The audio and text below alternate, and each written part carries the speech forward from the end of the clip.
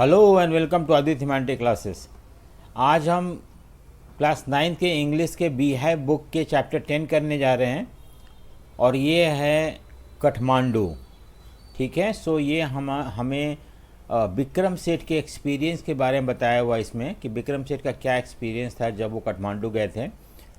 आपको मैं बता दूं कि विक्रम सेठ एक बहुत ही फेमस राइटर हैं जिन्होंने एक बुक लिखा था गॉड ऑफ स्मॉल थिंग, और उसमें उस बुक के लिए उन्हें बुकर्स प्राइज़ मिला था। ये जहाँ भी जाते हैं वहाँ का एक्सपीरियंस बुक के थ्रू लोगों को प्रेजेंट करते हैं। तो उसी तरह से एक उनका एक्सपीरियंस था काठमांडू जब गए थे तो वहाँ पे उन्होंने क्या देखा था, किस पॉइंट ऑफ व्यू से काठमांडू को उन्होंने एक्सप्लेन किया है। उन्होंने दो पार्ट लिया। पहला पार्ट में वहाँ पे रिलीजियस श्राइन के बारे में, टेम्पल्स और के बारे में बताया हुआ है, उन्होंने जो देखा हुआ एक्सपीरियंस किया हुआ। दूसरा जो है वहाँ का बाज़ार मार्केट जो है वहाँ पे किस तरह से, specially he is very much mesmerised by a person who is selling बांसुरी। ठीक है, सो उसके बारे में हम देखेंगे। फ्लूट बेच रहा था उसके बारे में हम देखेंगे। सो हम देखते हैं, इसको पढ़ते हैं लाइन लाइन करके। So I get a cheap room in the centre of the town and sleep for hours. तो जब ये आई मतलब यहाँ विक्रम सेठ हैं, जब वहाँ पे काठमांडू पहुँचे तो उन्होंने एक सस्ता रूम लिया और वहाँ पे कुछ देर तक सोए। The next morning with mister Shah son and nephew I visited 2 temple in Kathmandu.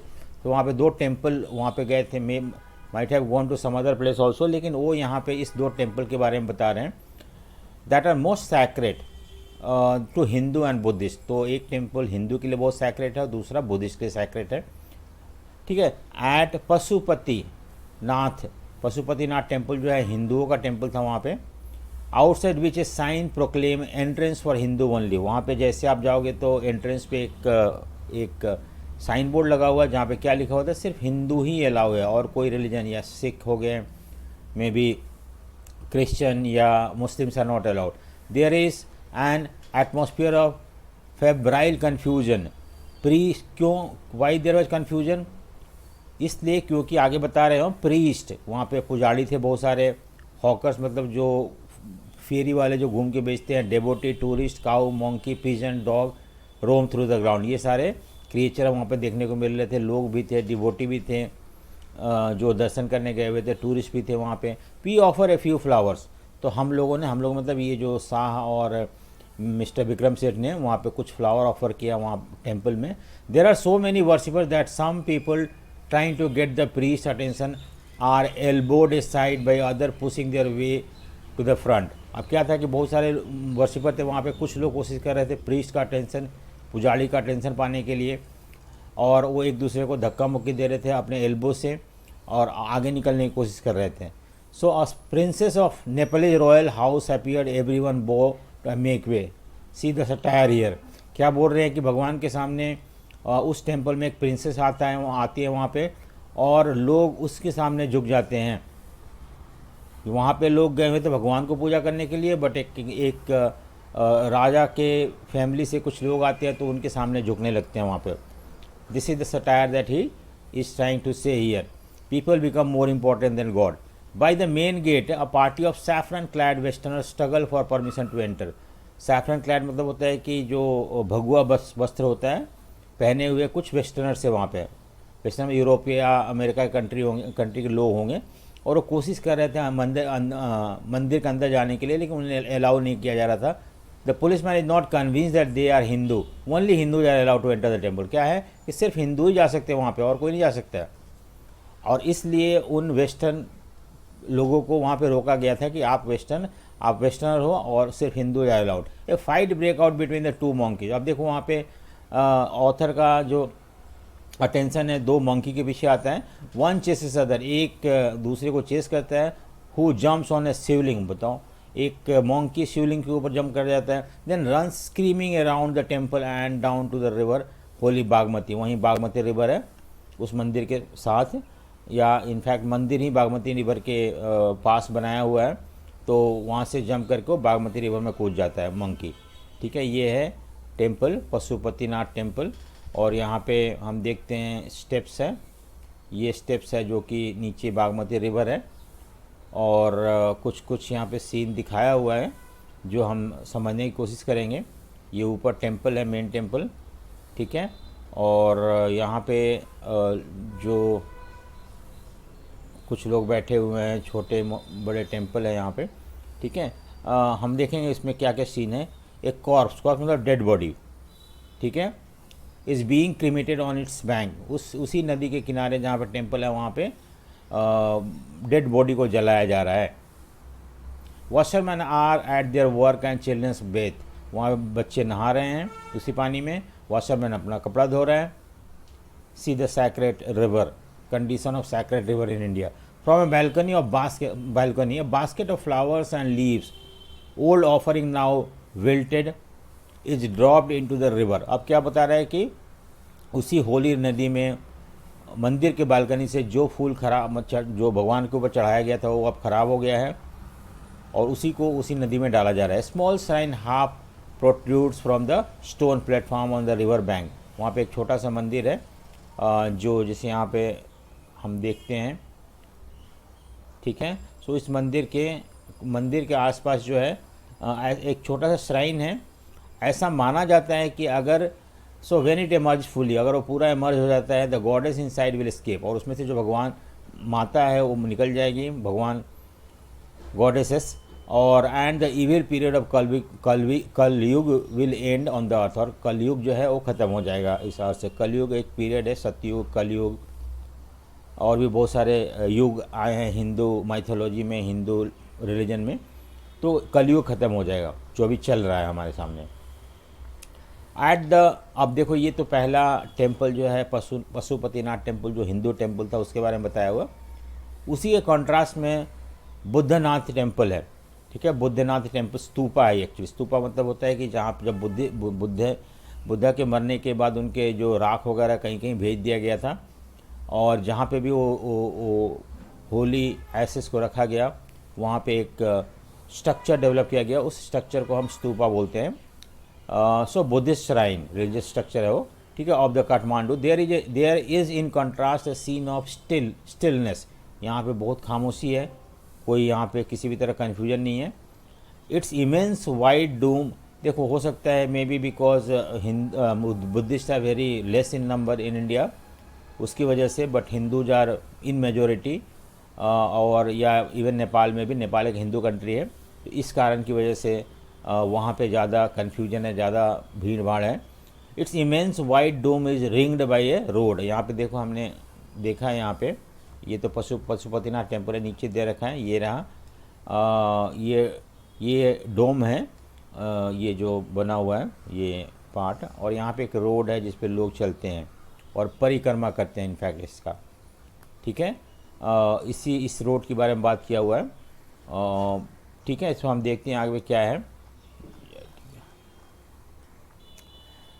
Mercenary, ठीक है। सो अब देखो यहाँ पे contrast scene of stillness, its immense wide dome is ringed by a road, जो मैंने अभी दिखाया रोड के बारे में। Small shops stand on its outer edge, और चारों तरफ उसके आउटर एज पे, उस डोम के आउटर एज पे बहुत सारे दुकान खुले हुए हैं वहाँ पे। Many of these are own by Tibetan immigrants मतलब वो लोग होते हैं दूसरे कंट्री से आके नेपाल में बस गए हैं हमेशा के लिए, उन्होंने वहाँ पे दुकान खोल रखा है। Felt bags, Tibetan prints and silver jewellery can be bought here, यहाँ पे ये सारी चीज़ हम खरीद सकते हैं। देयर आर नो क्राउड, यहाँ पे कोई भीड़ भाड़ नहीं है। This is a haven of quietness, ऐसा लग रहा है जैसे कि स्वर्ग है जहाँ पे शांति है बहुत ज़्यादा। इन द बिजी स्ट्रीट है, और चारों तरफ स्ट्रीट है जो कि बहुत बिजी है, लेकिन वहीं पे एक बुद्धिस्ट श्राइन है जो कि बहुत ही शांत है। Kathmandu is vivid mercenary religious with small shrine to flower adored deities all along the narrowest and busiest street। देखो काठमांडू क्या बता रहा ऑथर कि एक बहुत ही अलग अलग तरह के लोग वहाँ पाए जाते हैं। मर्सेनरी मतलब होता है कि बिजनेस एक्टिविटी भी बहुत ज़्यादा है, रिलीजियस एक्टिविटी है वहाँ पे, और छोटे मोटे श्राइन आपको हर जगह दिख जाएंगे, हर स्ट्रीट और स्ट्रीट के कॉर्नर में आपको छोटे मोटे, आमतौर पे इंडिया के हर शहरों में इस तरह का देखने को मिलता है। विथ फ्रूट सेलर्स, फ्रूट बेचने वाले कुछ हैं, कुछ फ्रूट बेच रहे हैं, ठीक है। हॉकर्स हैं वहाँ पे जो पोस्ट कार्ड बेच रहे हैं। Shop selling western cosmetic, film rolls, chocolate और copper utensils and Nepalese antiques. Antiques मतलब होता है पुराने चीज़ जो होते हैं नेपाल के, वो भी बिक रहा है कहीं कहीं पे। कॉपर के बर्तन बिक रहे हैं, चॉकलेट्स बिक रहे हैं, फिल्म रोल बिक रहा है। ये सब चीज़ मार्केट में हमें हर जगह देखने को मिल जाता है। Film songs blared out from the radios. So उस बहुत पहले की बात है, मे बी 20 ईयर्स पहले की। उस समय रेडियो बहुत पॉपुलर था everywhere. Car horn sound, bicycle bell ring, stray cow, that is also seen everywhere, more in India.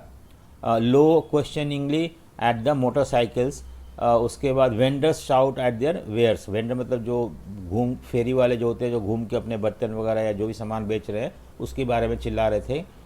I indulge my self mindlessly. मैं ये सब चीज़ देख रहा था बिना कोई ज़्यादा इस चीज़ के ऊपर ध्यान देते हुए। Buy a bar of marzipan, a corn on the cob roasted with charcoal brazier. ठीक है, मैंने क्या हुआ कि एक स्वीट्स खरीदा। ये एक टाइप ऑफ स्वीट होता है, आलमंड से बनता है। दूसरी बात है, मैंने कुछ भुट्टे खरीदे जो कि कोल पे रोस्ट किया हुआ था। On the pavement rubbed with salt, chilli powder and lemon. इसमें this can also be seen in India selling भुट्टे। So a couple of love story, comic and even the reader digest, ये सब भी बिक रहे थे वहाँ पे। तो मैंने ये सब कुछ भी ये सब भी खरीदा। All this I wash down with Coca Cola and a nauseating orange drink and felt much better for it. और ये सब चीज़ के बाद मैंने एक रीडर डाइजेस्ट खरीदा, कॉमिक खरीदा, फिर कोको कोला मैंने पिया, और पीने के बाद ये और इससे थोड़ा मुझे आई मीन सिकनिंग फील हो रहा था। एंड देन उसके इस सब के बाद मुझे थोड़ा बेटर फील होने लगा। ठीक है, सो नेक्स्ट हम देखते हैं। I consider what route I should take back. अब देखो वहाँ से वापस आने के बारे में सोच रहा है ऑथर, और कौन सा रूट ले वहाँ से। If I were propelled by enthusiasm for travel per se, अगर मान लो मुझे बहुत शौक़ है बहुत इनकरेज हूँ मैं ट्रैवल करने के लिए और एडवेंचर करने के लिए, तो आई वुड गो बाय बस एंड ट्रेन टू पटना। मैं यहाँ से बस और ट्रेन से पटना पहुँचूँगा, और पटना से then sail to Ganga past Banaras. उसके बाद मैं नदी के थ्रू, गंगा नदी के थ्रू बनारस पहुँचूँगा, वहाँ से इलाहाबाद जाऊँगा, जो गंगा नदी जाता है पटना से Banaras Allahabad, and then up to Yamuna. उसको इलाहाबाद में जो होता है गंगा और यमुना मिल जाती हैं। ठीक है, तो यहाँ से मैं फिर यमुना पकड़ के यमुना नदी में सेल करते हुए आगरा पहुँचूँगा, आगरा से फिर दिल्ली जाऊँगा। दिल्ली यमुना नदी even come to Delhi also. So देखो यहाँ पे दिया हुआ नीचे मैप दिया हुआ, ये रहा, ये काठमांडू में है यहाँ पे। तो ये क्या बोल रहे हैं कि ऑथर ये बता रहे हैं कि हमें यहाँ से मुझे आना है एक्चुअली दिल्ली। तो दिल्ली आने के बाद बहुत ज़्यादा एडवेंचरस हूँ, तो मैं यहाँ से पहले पटना जाऊँगा, बिहार का कैपिटल, एंड यहाँ से फिर मैं गंगा नदी से होते हुए यूपी पहुँचूँगा, और यूपी से यूपी में इलाहाबाद में हमें गंगा और यमुना दोनों मिल जाएगा, तो यमुना पकड़ के मैं यहाँ से दिल्ली आ जाऊँगा। तो ये बताने की कोशिश कर रहे हैं। ठीक है, ये रूट के बारे में, अगर वो ज़्यादा एडवेंचरस हैं तो। लेकिन वो थक चुके हैं अब, और अब वो आसानी से घर पहुंचना चाहते हैं। But I am too exhausted, मैं बहुत ज़्यादा थक चुका हूँ। ठीक है, ऑथर बोल रहे हैं, एंड होम सिक भी हूँ, बहुत देर से घर से बाहर आने से हमें घर की याद आती है, that is called homesick. Today is the last day towards home, today is the last day of August, go home, I tell myself, move directly towards home, and I enter the Nepal airline office and buy a ticket for the tomorrow's flight. और इस तरह से वो थक जाते हैं और बोलते हैं कि नहीं, मुझे जल्दी घर पहुँचना है, और नेपालीज एयरलाइन में जाते हैं, वहाँ पे टिकट बुक करते हैं कल के लिए, नेक्स्ट डे के लिए। ठीक है, अब देखो क्या होता है, एक दिन और वहाँ बचता है उनका। I took at the flute seller standing in the corner of the, I look at the flute seller, मैंने देखा कि वहाँ पे एक फ्लूट सेलर होता है, बांसुरी बेचने वाला, जो कि वहीं होटल के पास स्क्वायर चौराहा जो होता है वहाँ पे बेच रहा होता है कहीं खड़ा होकर। In his hand is a pole with an attachment at the top from which 50 to 60 बांसुरी प्रोट्यूड्स इन ऑल डायरेक्शन। तो आमतौर पर बांसुरी वाला जो होते हैं उनके हाथ में एक स्टिक होता है, और यहाँ बहुत सारे बांसुरी निकले हुए होते हैं। ठीक है, और ये स्टिक लेके घूमते रहते हैं वो, direction like a quills of porcupine. ठीक है, एक आई मीन क्रिएचर होता है जिसके बहुत सारे कांटे होते हैं उसके अंदर, उसको उसी तरह से लग रहा था उसे। दे आर ऑफ बैम्बू, ये जो है नॉट ओनली दिस पोल, बल्कि बांसुरी बैम्बू के होते हैं, बांस के होते हैं। There are cross flute and recorders. ठीक है। From time to time he stand the pole on the ground, का बीच बीच में वो ग्राउंड पे अपना पोल रख देता है। From time to time he from time to time he stand the pole on the ground, select a flute and play for a minute, और उसमें से एक बांसुरी निकालता है और कुछ देर के लिए बजाता है। The sound rises clearly above the noise of the traffic and hawker. सब जगह ट्रैफिक का नॉइज था और फेरी वाले चिल्ला रहे थे ये ले लो वो ले लो, लेकिन उन सब आवाज़ों के ऊपर जो बांसुरी का आवाज़ जो है बहुत अच्छा सुनाई दे रहा था। ही प्लेड स्लोली मेडिटेवली और विदाउट एक्सेसिव डिस्प्ले, बिना ज़्यादा दिखाया हुआ। आमतौर पर हम कोई चीज़ बेचना होता है तो हम बहुत ज़्यादा शो करते हैं, प्रोजेक्ट करते हैं कि देखो ये चीज़ें खरीद दो, लेकिन उतना ज़्यादा वो प्रोजेक्ट नहीं कर रहा था अपने प्रोडक्ट को। He does not shout out his ware, अपने सामान जो वेयर उसके लिए चिल्ला नहीं था बांसुरी ले लो बांसुरी ले लो। Occasionally he make a sale, कभी कभी कोई लोग आके खरीदते भी थे, but in city of handed way as if this was incidental to his enterprises. देखो ऑफ हैंड मतलब कैजुअल था बहुत ज़्यादा, और इतना ज़्यादा शो नहीं कर रहा था। शायद उसका बेचने का यही तरीका होगा, या इस तरह का चीज़ जो आर्टिस्टिक चीज़ होते हैं उसको बेचने के लिए हमें ज़्यादा प्रोजेक्ट करने की ज़रूरत नहीं है अपने प्रोडक्ट को। सो इसलिए जो बांसुरी सेलर था अपने तरीके से बेच रहा था। Some time he breaks off playing to talk to fruit seller, कभी कभी जो बांसुरी बजाते बजाते रुक जाता था, जो आसपास लोग फेरी वाले होते थे या फ्रूट सेलर उनसे बात करता था। I imagine that this has been the pattern of his life for years, मुझे उसे देख के लगा कि शायद वो बहुत सालों से ऐसे ही अपना प्रोडक्ट को बेच रहा है। I find it difficult to tear myself away from the square, वहाँ से मैं हट नहीं पाया। क्यों नहीं हट नहीं पाया? क्योंकि वहाँ पे बांसुरी की आवाज़ से जो उसे बहुत अच्छा लग रहा था। Flute music always does this to me, मुझे बड़ा अट्रैक्ट करता है फ्लूट का music. It is at once the most universal and most particular of sound, मुझे लगता है कि ये ऐसा साउंड है जो कि हर जगह पाया जाता है और एक ख़ास तरह का साउंड है। There is no culture that does not have its flute, कब ऐसा कोई कल्चर नहीं है जहाँ पे फ्लूट नहीं होता है और लोग बांसुरी नहीं सुनते हैं। रीड ने द रिकॉर्डर, द जापानीज साकू हाची, ठीक है, द डीप बांसुरी ऑफ हिंदुस्तानी क्लासिकल म्यूजिक है, the clear and breathy flutes of South America. So in almost all continent, in almost all country we see people are fascinated by the sound of bansuri, ठीक है। So the high pitched Chinese flute, even China में भी मिलता है जो कि बहुत ज़्यादा हाई पिच का होता है।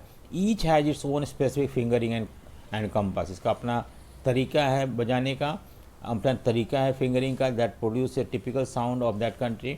It weaves its own association, और ये जोड़ता है अपने आप को अलग अलग चीज़ों से। वीव्स मतलब जैसे हम कपड़ा बुनते हैं उस तरह से ये इस हर कंट्री का बांसुरी का अपना एक अपना एक अलग तरह का